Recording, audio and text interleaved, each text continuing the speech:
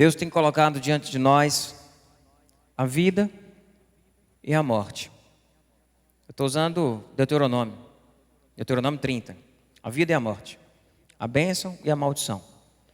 E aí o texto diz: escolham a vida para que vocês e os seus filhos vivam. Interessante esse texto, eu nem vou usar esse texto, porque ele não está hoje nem projetado aqui. Mas esse texto fala de uma realidade que é a realidade desde o Gênesis. Deus tem colocado diante de nós a vida e a morte, a bênção e a maldição. Aí diz: escolham a vida, para que vocês e os seus filhos vivam. Temos a oportunidade de viver a vida, temos a escolha também de não viver a vida. É o tal do livre-arbítrio, né? Está lá no Éden, no jardim, aquela realidade que representa cada um de nós. Aquela história que representa a minha história, a sua história. E lá no Éden, Deus criou o mundo. E a primeira coisa que ele disse a Adão e Eva foi o quê? Vivam, desfrutem de tudo que eu criei. Isso tudo é de vocês. Vocês podem comer de todos os frutos, de todas as árvores. Só tem uma que vocês não devem tocar nela, porque certamente vocês morrerão. A serpente, quando aparece e vai conversar com Eva, ela chega contando uma mentira. Ela chega dizendo assim: é verdade que vocês não podem comer nada do jardim? É verdade que Deus colocou vocês aqui no mundo cheio de privação? Vocês não podem comer nada? Ele disse: não, a gente pode comer de tudo, a gente não pode comer aquela ali.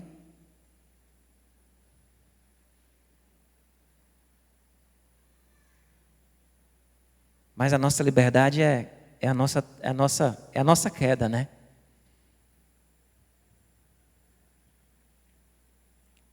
A gente escolhe as coisas que não são de Deus. A gente escolhe as coisas que não representam vida. E na nossa autossuficiência, na nossa vaidade, a gente vai se abraçando com o pecado. E a gente vai conduzindo realidades de morte na vida da gente. Construindo realidades de morte na vida da gente. Qual a tua ideia de pecado? A tua ideia de pecado é tipo aquela coisa que Deus não gosta que você faça? A gente parece que foi às vezes treinado a entender pecado como uma coisa que Deus não gosta, Deus vai ficar chateado se você fizer isso. Não, porque Deus é temperamental e ele é umas coisas que Ele não quer que a gente faça. É isso, pecado? A gente às vezes tem uma compreensão, às vezes por uma visão muito religiosa, de que o pecado é o errado. E o pecado é errado, mas na verdade o pecado é errado porque ele é ruim. A consequência dele é morte. Ele traz destruição. Deus não quer que a gente faça isso. Não é porque Ele não gosta, não. É porque Ele quer o melhor para a gente. Mas a gente vem nas nossas próprias consciências e compreensões e vai dizer: não, eu quero construir a minha vida do meu jeito. Eu quero fazer as coisas do meu jeito. Eu separei Romanos 6 hoje para partilhar aqui com vocês.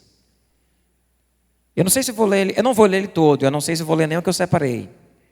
Mas lá em Romanos 6, 23 diz um versículo muito conhecido: o salário do pecado é a morte, mas o dom gratuito de Deus é a vida eterna em Cristo Jesus, nosso Senhor. Esse texto começa dizendo que o salário, esse versículo, do pecado é a morte. O que é o salário? É aquilo que a gente recebe como recompensa. É a consequência, é o resultado, é o fruto. O que é o fruto do pecado? É a morte. No momento em que nós, como seres humanos, escolhemos não dar lugar a Deus na vida da gente, não dar lugar às coisas de Deus na vida da gente, e não confunda Deus com religião, não confunda Deus com preceitos morais e com legalismo. Mas Deus nos deu princípios, Deus nos mostrou uma vida, e nos deu uma vida para a gente viver. Quando nós escolhemos não viver esta vida porque queremos viver do nosso jeito, é muita realidade do filho pródigo, né? Ele, pai, me dá minha parte da herança porque eu quero viver minha vida longe de ti. Eu quero viver minha vida do meu jeito, seguindo minhas ordens, seguindo meus conceitos, seguindo os meus absolutos. Eu quero ser o construtor dos absolutos, eu não quero abraçar absolutos. E cada vez mais a gente está vivendo uma sociedade que tem medo do absoluto. Porque esse absoluto foi usado muitas vezes para machucar pessoas, para manipular a gente. Então a gente que fica meio que numa sociedade que tem muita dificuldade de conviver com a verdade absoluta. Porque isso foi usado pela religião para manipular pessoas.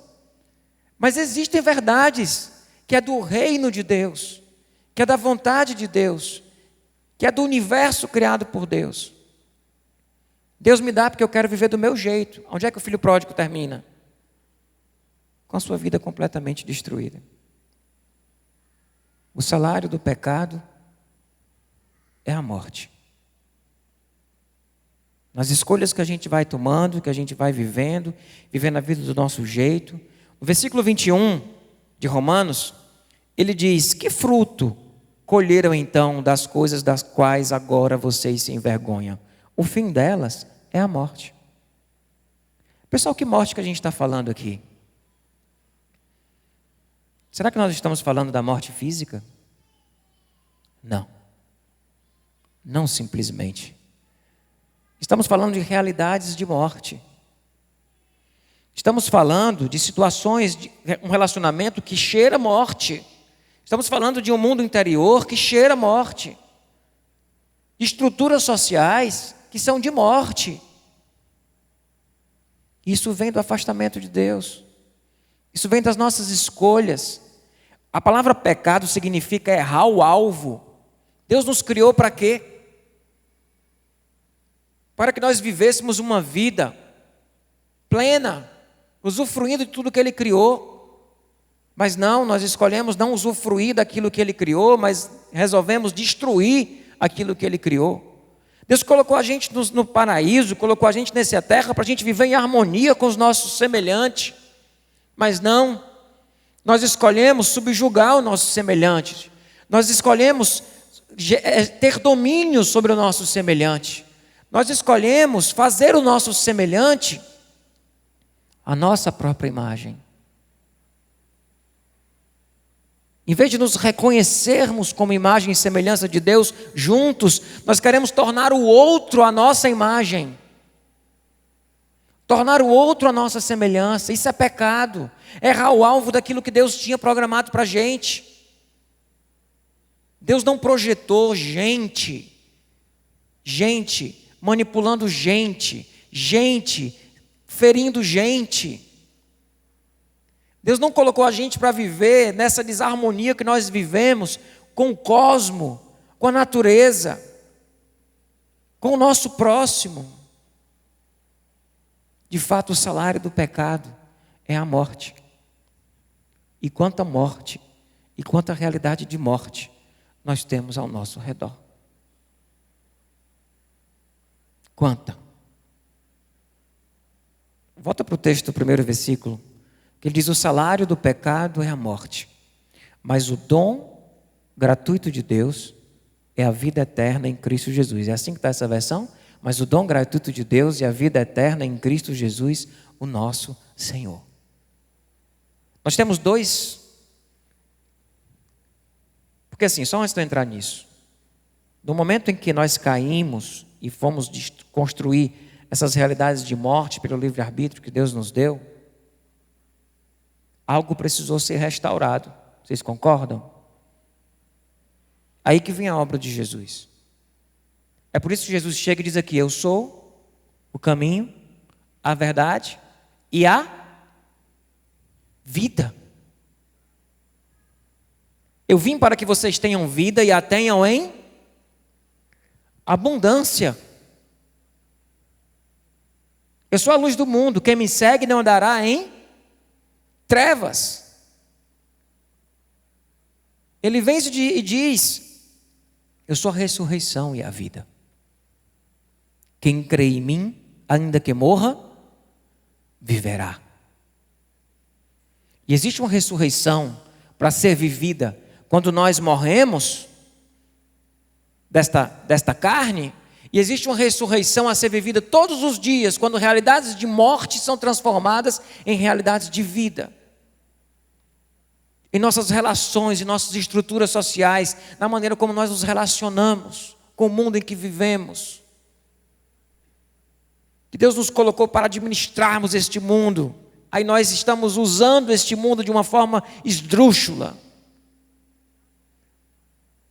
Deus colocou Ele para ser o Deus e nós vivemos em harmonia uns com os outros, resolvemos exercer domínio sobre outros. E quanto mais fazemos isso, só a morte, só a morte, só a guerra. O salário do pecado é a morte. Que relação é essa?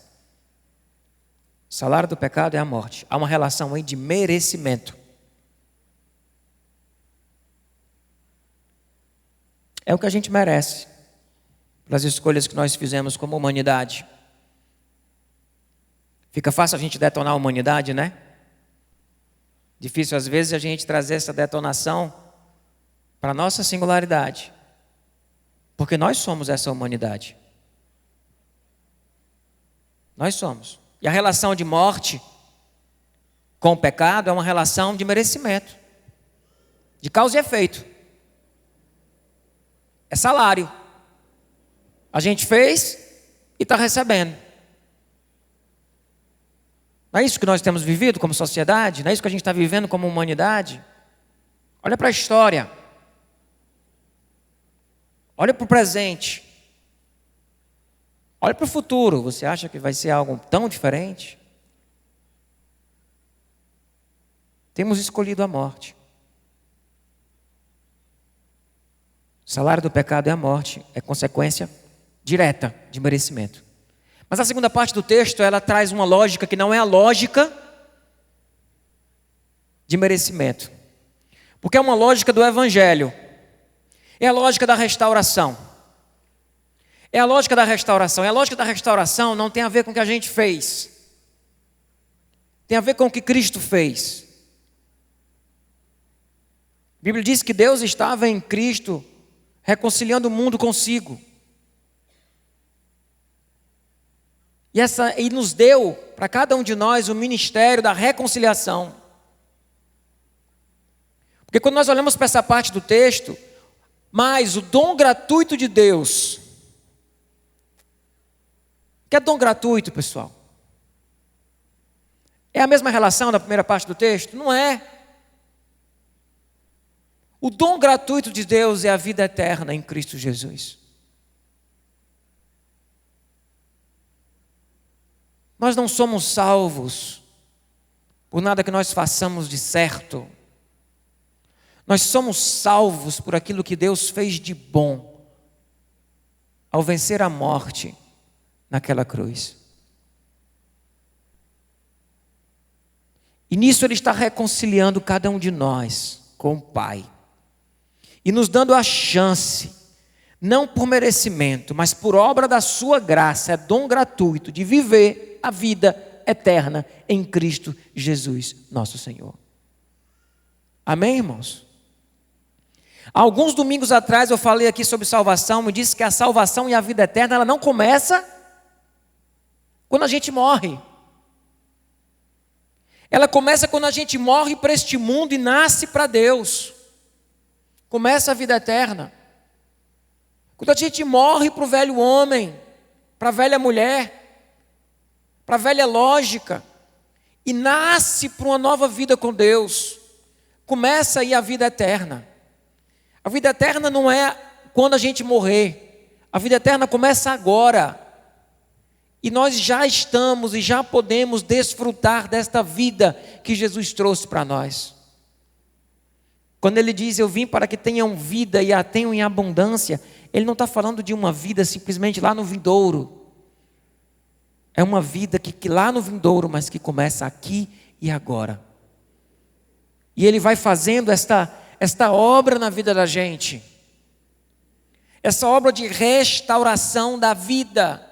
E o espiritualize é um plano não religioso para viver a vida, esse movimento que a gente tem procurado viver, de espiritualizar todas as áreas da nossa vida e de afastar da nossa vida realidades de morte e nos abraçarmos com a vida que há em Jesus, com os princípios e valores que foram revelados pelo Pai de forma plena e segura na pessoa de Jesus Cristo. É isso que Deus tem para a gente, para viver esta vida. O texto, versículo 22 diz: que fruto colheram então das coisas das quais vocês se envergonham? O fim delas é a morte. Mas aí no 22 ele diz: mas agora que vocês foram libertados do pecado e se tornaram escravos de Deus, o fruto que colhem leva à santidade e o seu fim é a vida eterna. É o que eu estou falando aqui. Deixa eu traduzir. Mas agora que vocês foram libertados desse pecado e do salário desse pecado, que o salário do pecado não é a morte, e se tornaram escravos, porque éramos escravos, e Paulo trabalha muito essa relação, você era escravo do pecado, você era escravo do mundo, mas agora você se torna escravo de Deus. Vou já falar sobre esse escravo de Deus, que aí começa a pegar para você, porque mexe com o pecado original, e ninguém quer ser escravo de Deus. Foi por isso que a gente foi lá provar o fruto proibido. Foi por isso que o filho pródigo quis sair da casa do pai, porque não quis ser escravo de Deus.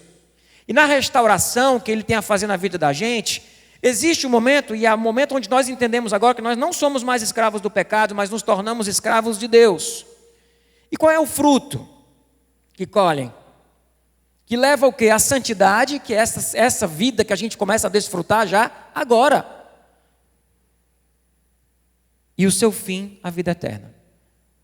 É como se ele dissesse o seguinte: agora que vocês foram libertados do pecado e se tornaram escravos de Deus, o fruto que vocês escolhem leva a vida aqui e a vida lá.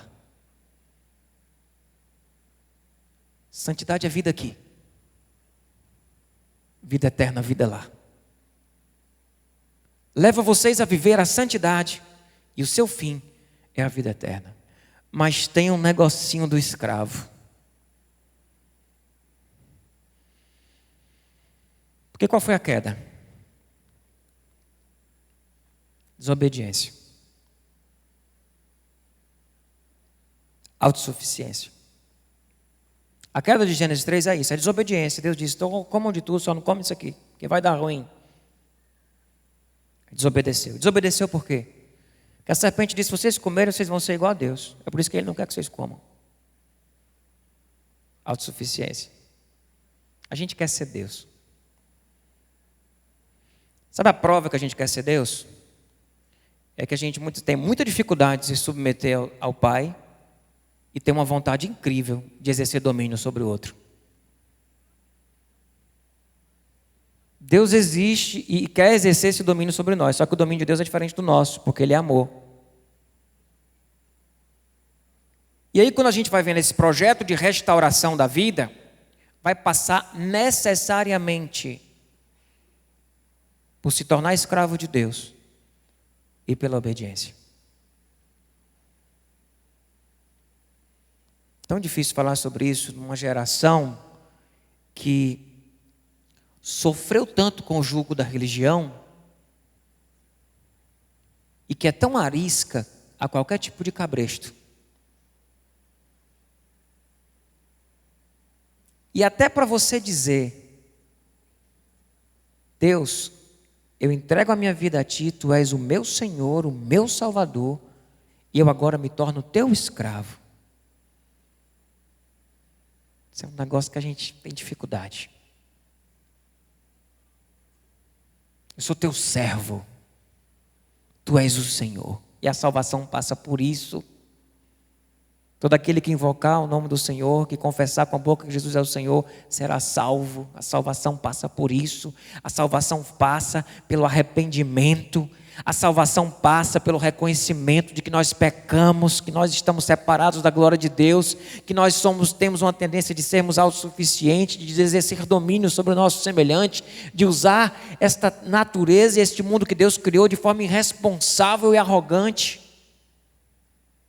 Isso é reconhecer, se arrepender e dizer: eu sou isso. E dizei: Pai, agora eu recebo de Ti o dom gratuito da vida eterna em Cristo Jesus nosso Senhor. E diante disso, eu me torno Teu escravo e me sou Teu servo, me coloco aos Teus pés para viver a Tua vontade. Esse é o projeto de restauração da vida. Não é levantar a mão numa igreja dizendo que você entregou sua vida a Jesus e depois continuar vivendo a sua vida do jeito que você quer. Ele é o Senhor ou não é? Aí olha o que o texto continua, pessoal. Estava na dúvida se eu ia ler, mas vou ler, porque eu acho que deixa muito claro. Romanos 6, a partir do 12, né? E aí vocês perceberam que eu comecei no 23, aí li o 21, 22, agora eu vou lá para o 12, tá? Olha o que diz aqui no 12. Portanto, não permitam que o pecado continue dominando os seus corpos mortais, fazendo que vocês obedeçam aos seus desejos. Pessoal, para aqui. Paulo está dizendo: olha, não permitam com que vocês, agora que receberam o dom gratuito de Deus, que é a vida eterna em Cristo Jesus, continuem sendo dominados pelo pecado, pela tendência de ser Deus, de subjugar o outro, de usar o mundo de uma forma irresponsável. Não permitam. Não ofereçam, 13, os membros dos seus corpos ao pecado como instrumento de injustiça. Antes ofereçam-se a Deus como quem voltou da morte para a vida. Ofereçam-se a Deus como quem voltou da morte para a vida, e ofereçam os seus membros dos seus corpos a Ele como instrumento de justiça. Pai, a minha vida, o que é que Paulo diz lá em Romanos 12? Que a gente deve oferecer os nossos corpos como sacrifício vivo, santo e agradável a Deus. É sacrifício vivo, é a vida. O que ele está dizendo aqui nesse versículo e é muito forte isso, né? Antes ofereçam-se a Deus como quem voltou da morte para a vida. Quem tem essa consciência? Que voltou da morte para a vida? Quem tem essa consciência desta obra de salvação de Cristo em nós? O texto continua no 14. Pois o pecado não os dominará, porque vocês não estão debaixo da lei, mas debaixo da graça. Aí Paulo pergunta, né? E então? Vamos pecar porque não estamos debaixo da lei, mas debaixo da graça? Aí ele mesmo responde: de maneira nenhuma. Sabe por que de maneira nenhuma? Porque parece que está trabalhando um negócio que é assim: eu pequei, eu desagradei a Deus, mas aí Deus perdoou, e já que Deus perdoou, eu vou continuar pecando. Mas o pecado é ruim, o pecado destrói, o pecado afasta você das pessoas, o pecado leva você a machucar as pessoas, o pecado leva a gente a construir realidades de morte. Então por isso que ele faz a pergunta, já que a gente é salvo pela graça, né? Então, vamos pecar porque não estamos debaixo da lei, mas debaixo da graça? De maneira nenhuma. Não sabem que, quando vocês se oferecem a alguém para lhe obedecer como escravo, torna-se escravo daquele a quem obedecem? Escravos do pecado, que leva à morte, ou da obediência, que leva à justiça? Escravo de quê? Escravo de quê? Do pecado que leva à morte ou da obediência que leva à justiça? O pecado não é uma coisa boa que Deus não quer que você faça porque ele é um estraga-prazer. O pecado é errar o alvo daquilo que nós fomos criados para ser. O pecado é construção de realidade de morte nas nossas relações, no nosso mundo interior, no nosso próprio corpo. Mas a obediência leva à justiça, e justiça em Romanos é a ação da graça de Deus sobre nós. É a justiça de Deus com seu amor restaurando a nossa vida. Então a obediência nos traz de volta à vida. A obediência vai restaurar a vida. Ela vai restaurar as realidades de morte, restaurando e nos dando vida. 17. Mas graças a Deus, porque embora vocês tenham sido escravos do pecado, passaram a obedecer de coração a forma de ensino que lhe foi transmitida. Vocês foram libertados do pecado e tornaram-se escravos da justiça. Falo isso em termos humanos, por causa das suas limitações humanas. Assim como vocês ofereceram os membros dos seus corpos à escravidão, à impureza e à maldade, que leva à maldade, ofereçam-nos agora em escravidão à justiça, que leva à santidade. O que Paulo está dizendo de forma muito clara é que nós precisamos escolher obedecer ao nosso Deus. Se de fato entregamos a nossa vida a Ele, é através da obediência que nós vamos restaurar as realidades de vida que foram destruídas em nossa vida. Para isso a gente precisa se autodeclarar servo, escravo desse Deus. Porque é o antídoto da queda, da autossuficiência, se arrepender de tudo que viveu. É o filho pródigo, quando está lá no fundo do poço, ele diz: Pai, eu pequei contra ti e contra os céus. Quantos empregados na casa de meu pai? Quantos empregados na casa de meu pai comem e eu estou aqui e não posso comer nem a comida dos porcos? É a vida de alguém que chegou no fundo do poço através das suas escolhas, das suas realidades, daquilo que ele foi optando, das escolhas que ele foi fazendo, da autossuficiência no coração. Embora essa pessoa possa ter uma pessoa extremamente religiosa,